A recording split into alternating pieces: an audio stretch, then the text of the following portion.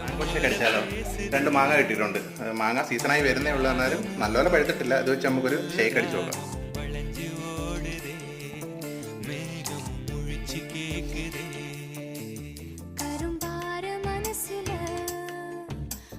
പാല് ഫ്രീസ് ചെയ്ത് വെച്ചതാട്ടോ. അതോടെ നമുക്ക് ഇതിനകത്ത് ഇടാം. കുറച്ച് ബൂസ്റ്റ്, കുറച്ച് മതി.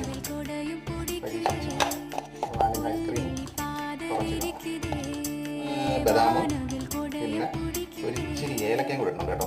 ഒരു ഫ്ലേവർ എന്തായാലും.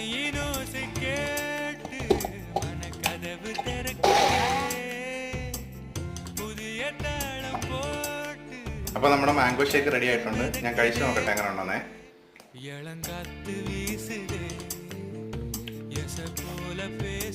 ഞാൻ